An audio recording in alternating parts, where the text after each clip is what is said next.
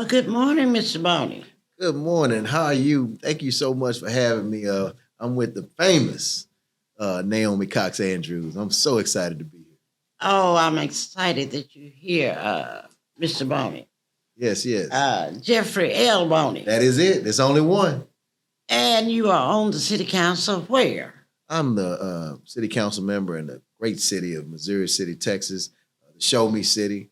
I've been on council since 2017, and I'm on the ballot again in November of this year, 2024. I'm just excited to serve the great citizens of Missouri City, Texas. Oh, I know it is such a lovely place over here. It is. They're fortunate to have you. Well, I mean, I'm just blessed to have been chosen to represent the people. They seem to, believe in my leadership, and I was elected last election by 80%. And so, I'm just continuously trying to just listen to the people and what their needs are and try to address it as best I can just to continue to serve. Well, we everybody knows you around. You grew up in Houston, right? I am born and raised in Houston. Third Ward in South Park, Texas. Went to the Jack Yates High School for high school, and ended up going off to college, University of Oklahoma, but came right back. Went to the Texas Southern University. Oh, I like that. Yes. I'm glad you said that. Yes. That's where I went. Oh, okay. Many years ago. I heard. Oh, no, just many years ago. Just a couple of years. Well, it seems like that. And I still, I'd love to go over there. Yes, indeed. I had a good time over there. Yes. And I'm sure you did as well. And I did. Man. And I still, I'm on the, I was on the Regents, TSU Board of Regents. Yes. I was the first female and the longest serving to date. Yeah. But I still go over there and give back. Absolutely. I'm on the Thurgood Marshall Law School board, alumni board. And before the pandemic, I went over there every day but Thursday. Why not Thursday? Well, I had to get my kitchen straight. Okay. I don't know if you know what I'm talking about. Yeah. I had to go to the beauty shop. Yeah. And so I didn't gotta go on Thursday. Yeah. But I went over there every day.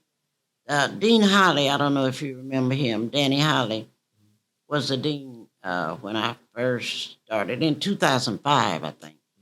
I said, I'm coming over here to raise some money. You don't have to pay me a dime. I just need a telephone and a desk and a chair. Yeah. That's all I need. Yeah. And so I just enjoyed doing that. Wow. But I was just so excited to have you with us today. Yes. And to know that you spent some time at TSU. Yeah, listen, TSU, of course, as you know, is right across the street from Yates High School. And so I would see see TSU from Yates. I know it. Also, would hear the band playing, mostly in the evening time. I know. And, of course, it's right across from the CUNY homes. Had a lot of friends over there. And there's a spot that used to be over there. I don't know if you remember. You're probably too young to remember Specs Burger.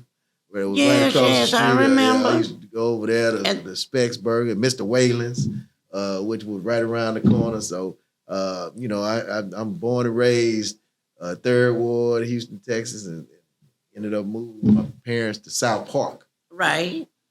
And but I always, my heart both places actually, but never can forget Third Ward. Well, I reach for overtime as often as I can get one.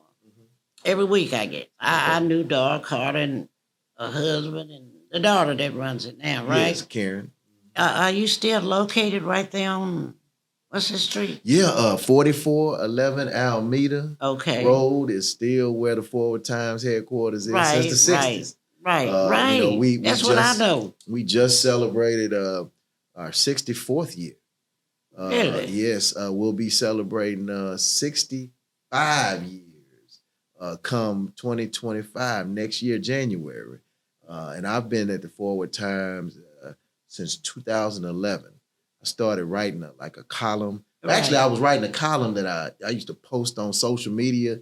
And Karen, who now owns the Forward Times, saw it in the paper. And she was like, I like some of the stuff that you're writing. Would you be interested in putting your blog in the paper every week? I was like, okay, well, sure. I don't mind. So I'm not writing anyway. So I want people to read it. So sure. So I wrote and I started early 2011.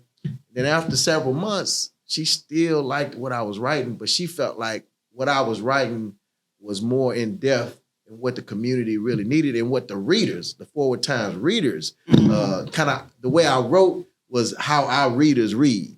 Remember Bud Johnson and all how he used to write. He had the black page and all this. But at any rate, I wrote the front page lead story at Karen's request one time on politics. She liked it, and from that point on, I've been writing the lead story ever since, and of course have elevated to be the associate editor and control the content of the paper. Interesting. Yes, ma'am. Well, I just, I read it. I still read it. Yeah. Well, hopefully it's good. It is. It's all good. They had me in there one time about something. I don't know what I was doing. Hopefully you wasn't on the black page. No, I wasn't on the black page. That. But I was doing something. It was like a fashion show or something, I was there. I got to find that. You got to tell me what old. year that was. It was old. But we have all of the archives. But it was doing the TSU's homecoming. Okay. But if you give me a time frame as to when it was, year, I'll maybe try month. to think. Do you know Daisy and Freddie Morrow? No, ma'am. Well, they still around, and they live somewhere in Houston, around Brentwood Church. And so she always had a party after the game, homecoming, TSU homecoming. And so one of your editors or somebody was out there from the Forward Times, and they interviewed me. But I'm just so glad. Well, I would love to find that. If I knew what kind of time frame, I'm gonna go look for that. Well, I'm gonna call Daisy. Yes, I'm gonna Daisy go look Morrow. for that. Yeah, he was a big football player. They still getting around Brentwood Church. Right. I think they Catholic, but I went to at a funeral over there last week. Yeah. And I went up to her, Daisy, and Freddie her husband was standing right next to her. So I just reached over him to hug her, and I looked up. But he looked so young. He just well kept. Absolutely, well kept. Absolutely. Like you. Oh, wow, thank you. Well, I'm sure if I find whatever Forward Times edition it was, I'm gonna ask you don't Daisy. look too different. You look the same, I'm sure. Oh, I don't know. Thank you. Maybe just a couple of platinum hair. My hair, right. Well, you see, I still wear my crowns. Yes, every day. I see. Well, once a queen, always a queen. That's what I say. There you go. Well, look here. Tell me how you got interested in politics. Naomi, I'm going to be honest with you. I never wanted to be in politics. Matter of fact, as far as being a politician, I've always been engaged in the community and in politics. We need you. However, two things, led me to run for office. Because people used to be like, Jeff, when you running for office? I'd be like, man, I ain't running for nothing. I'm running from office, not running for nothing. Because I know how much scrutiny is a part of it. You can walk on water like Jesus and somebody be like, it's because he can't swim. Right. Or you could do something, 99 things wonderful and one thing somebody don't like. And he got to go. Blow you out the water. And so, on top of the scrutiny, but also, I know me. If I commit to something and I'm doing something, I'm all in. So I got to give my 110%. So that's one of the reasons why I was like, you know what? I got all these other things going on in my life. Now is not the time. But anyway, 2016, I was actually still with the Forward Times. I also had a nationally syndicated radio show called Real Talk with Jeffrey L. Boney. And every morning I would talk about a lot of subject matter. But one of the things I would talk about politics. And I talked about the elections that year. So I was telling people that Donald Trump more than likely will be the nominee of the Republican Party in 2016. People was like calling in from all over the country. I said, listen, I'm telling you, I'm looking at the trends. I'm looking at the polls. They're giving him all this airtime. And he's connecting with people. So they didn't want to listen to me. But guess what? He ended up being the Republican nominee.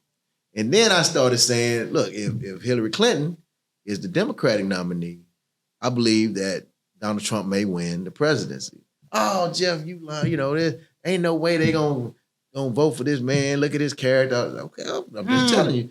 Well, you wake up the next day after the election, in November, guess what? Donald Trump elected the president of these United States. And so what I said to myself, two things. I looked at the makeup of our city council at that time. Mm-hmm. So it's 7 of us that make decisions on behalf of the entire city. A mayor and 6 council members. In our form of government, the mayor has equal, power as the council people. All of us have 1 vote. Although there's some powers that the mayor has that is supersedes that of our council, but during emergencies and stuff like that. But anyway, 4 of the 7 individuals that was on council, and this is 2016, 4 of them were over 70 years old at the time. Oh my God. So I said to myself, eventually, because I knew one of them, who I ended up replacing, had already expressed several years before that they wanted to step away and turn it over to somebody that they felt was qualified. But I was like, nah, I ain't the one at the time. But 4 of these individuals was over 70. And I was like, somebody needs to consider running. Who gonna replace these guys? And it's almost like God said to me, you.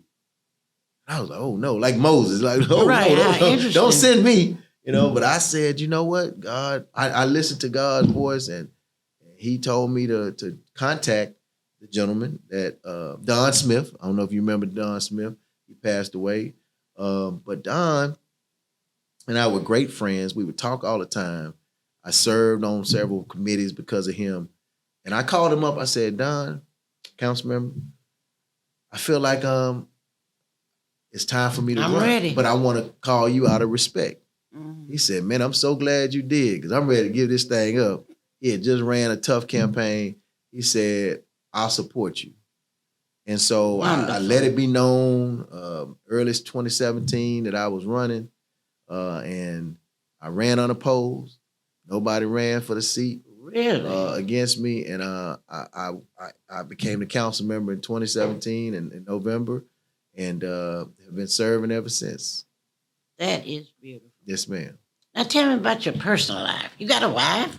Yeah, I do. I've been married. I just celebrated 27 years of marriage. You married when you was a kid? Met her at Texas Southern. Oh, wonderful. I know she's a wonderful person. I know she's wonderful. Met her at TSU, and we were part of the same ministry on campus, and then we that ministry had a church, and so we were part of the same church, I-Court 13, and we ended up getting married before I graduated college, and from that union, 97 we got married, and 98 had a child.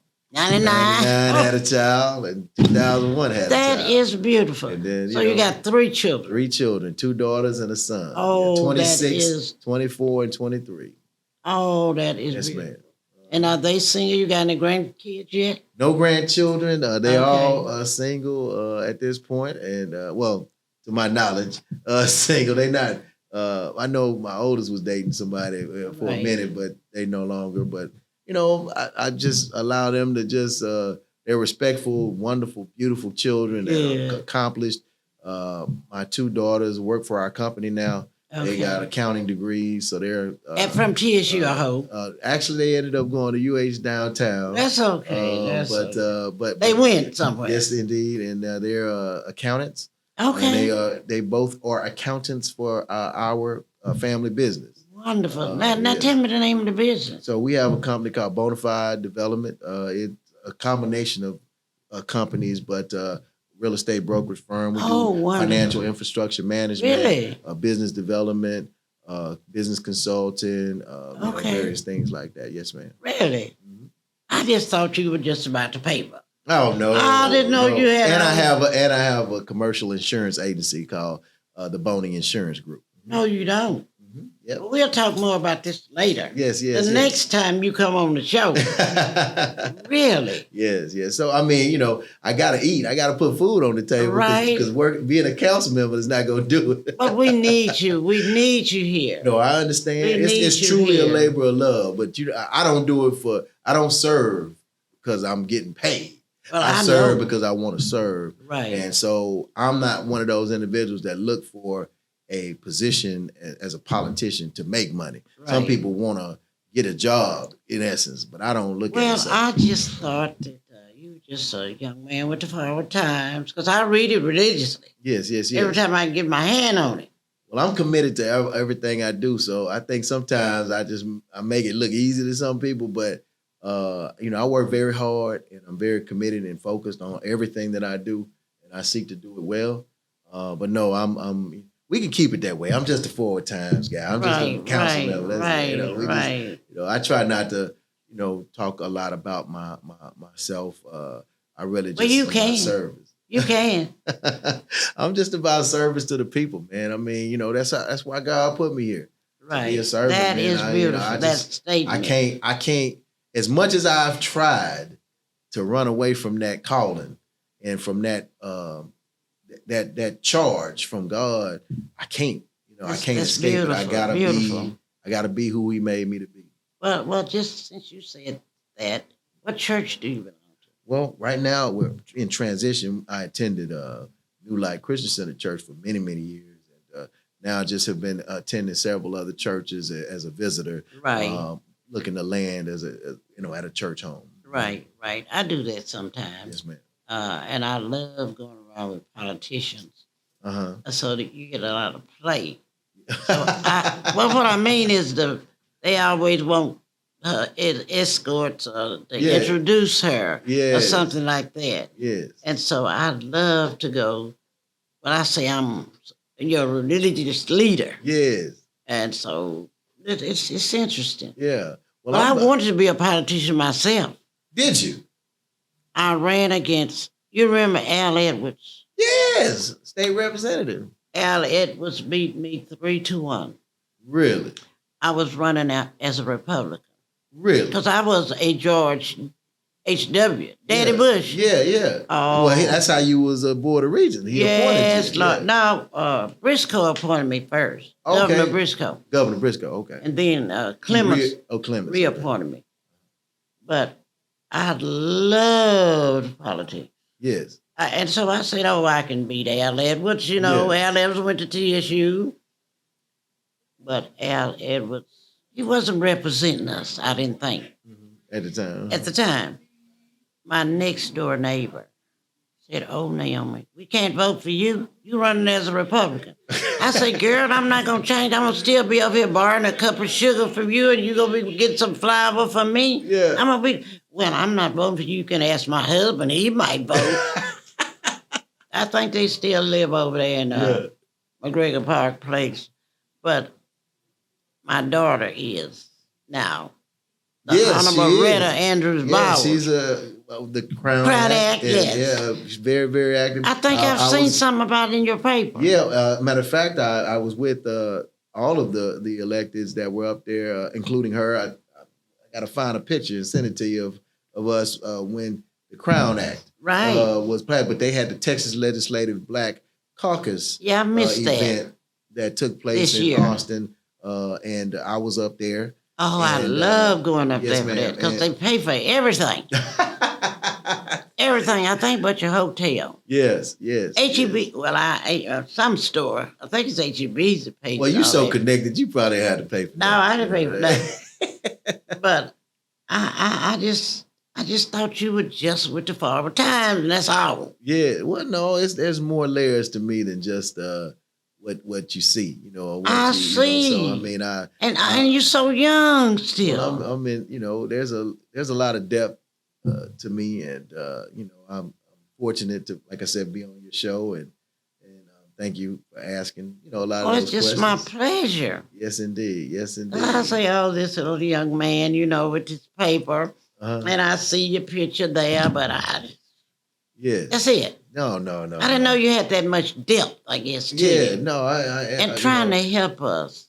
Well, I mean, that's important. I think there's so many times, Naomi, that people are just focused on themselves. What's in it for me? Right.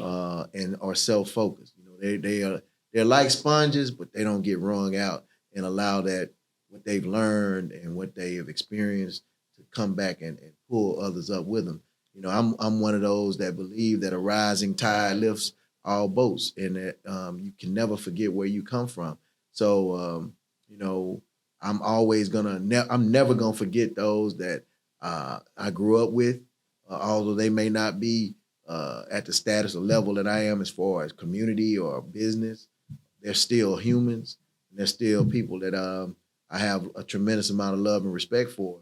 And so I have to figure out ways in which I can lift them up and put them on a level if they want to get to a different level of life and not be stuck in the hood and in that environment. And I grew up in the hood, and I mean, and I made a lot of poor choices and bad decisions, in life, and things that I'm not proud of, but it's made me who I am. Right. So I can't turn back the hands of time, and I cannot change the things that I've done in the past, but I can definitely learn from them and build on them and teach others, especially our youth, what landmines to avoid and what decisions not to make. And that's important Yes, that you is. said, our youth. Yeah. Somebody got to help our youth, particularly the young men. I just don't understand. Well, that's now, I very talk important. to the young ladies, and I have a daughter here, in Houston. I have 4 beautiful, highly intelligent children. Like their mama. Like the mama. Well, you said that. I didn't say that.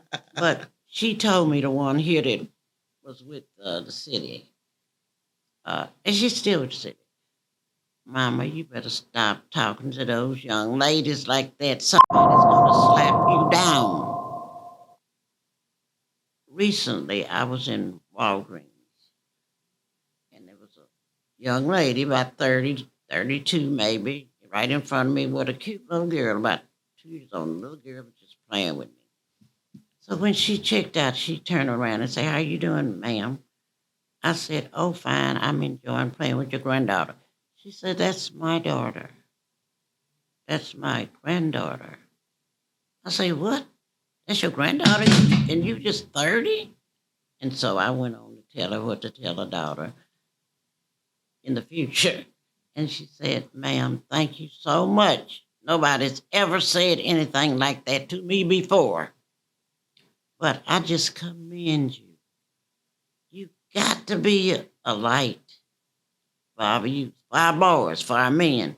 Didn't you tell me that? I know you're an Omega. Absolutely. I mean, there's no other way. I was going to say, that's one of the things that we're always focused on, because you have to lift as you climb. And one of the things that we try to do is exemplify, I know I do, our cardinal principles of manhood, of scholarship, of being a perseverance, and also uplift.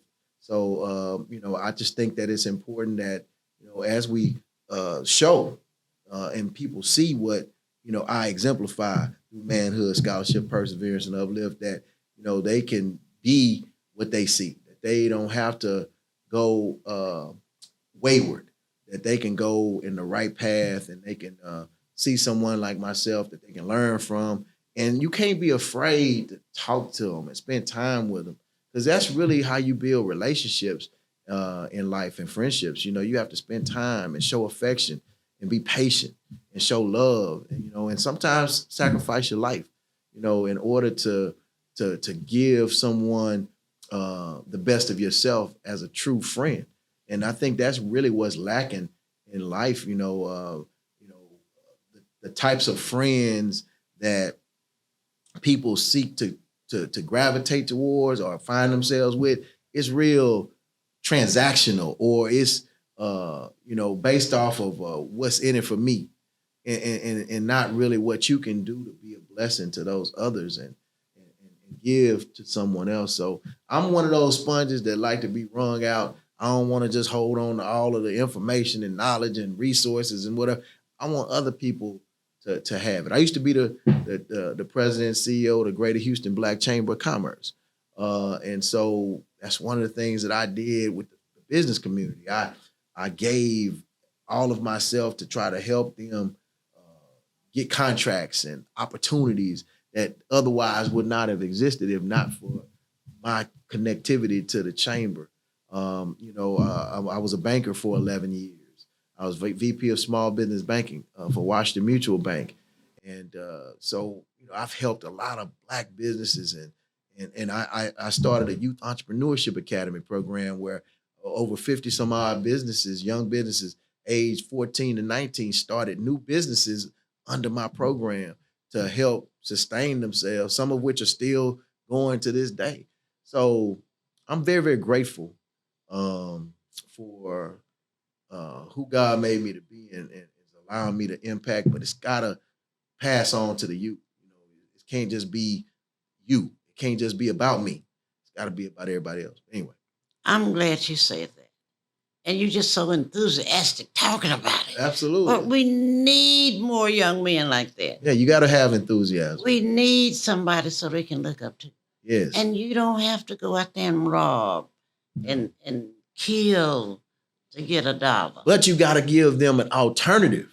You can't just say don't do something.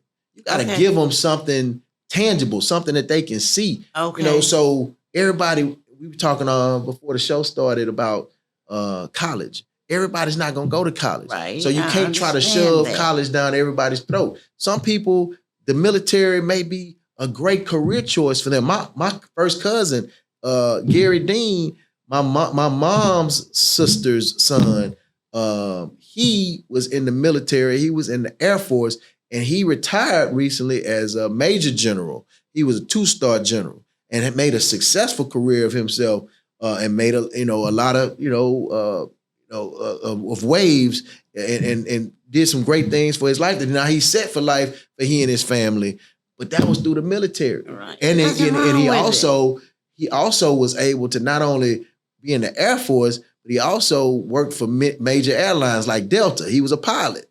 So what I'm saying is there's so many opportunities that exist if you take whatever path or course that you feel is best for you.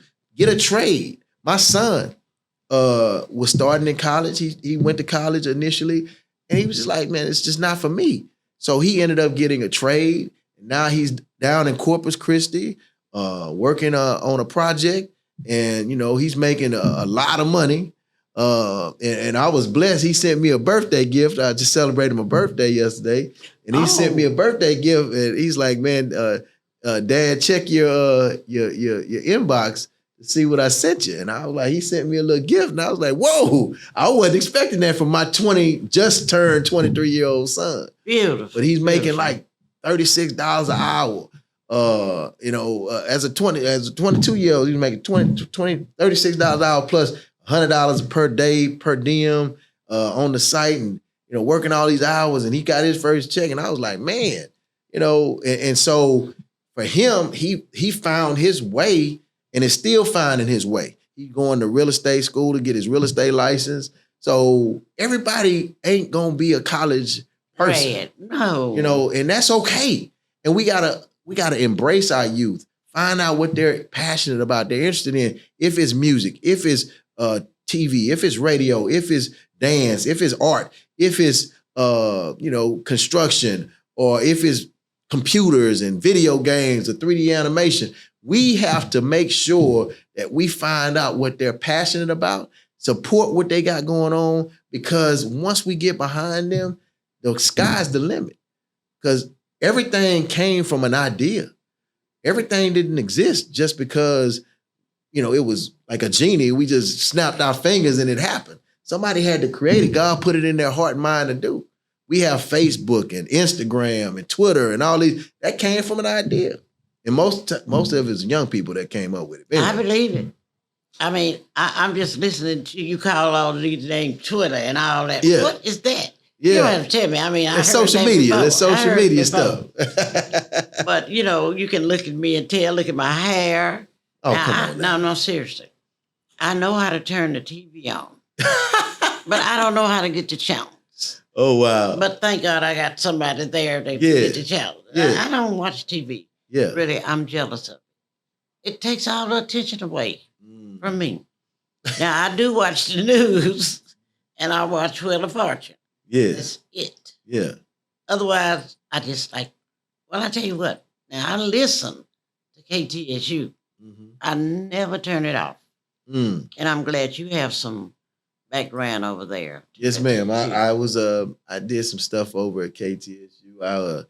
We used to be on when Chatterbox was over there on Fridays. I remember. Chatterbox was there on Friday. I would do a community segment show with him on Fridays.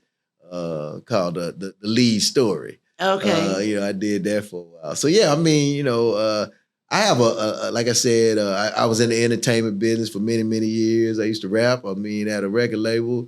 Really? So it's just a lot of layers about me, a lot of things about me. Well, A I'm lot of just people. I used to glad. DJ. I mean, I had a lot of experiences that have made me who I am today. I'm just so glad that you've taken the time to serve us in the community. Yes. Because we need more people like you. Thank you. We really need you. Thank you. Thank you. And thank you for allowing me to be on your show. I feel honored and blessed to be here. I mean, like I said, the famous, or should I say infamous? I don't know. What should I say? No, just Naomi Cox Andrews. Naomi Cox Andrews. Right. This has been amazing. Don't forget the middle, Cox. Yes, Naomi I'm never Cox going to give that up. Yes. Naomi, like from the Book of Ruth. Yes. My parents were very religious. Naomi Cox Andrews. Yes, I know. Thank you so much. I know exactly who you are, and I'm so blessed to be on your show. Thank you so much for coming. All right. The pleasure was all mine. Thank you. And as a good Delta woman, yes. Sarah, we appreciate you for your service to the community. Thank you. I'll continue to serve. Yes, indeed.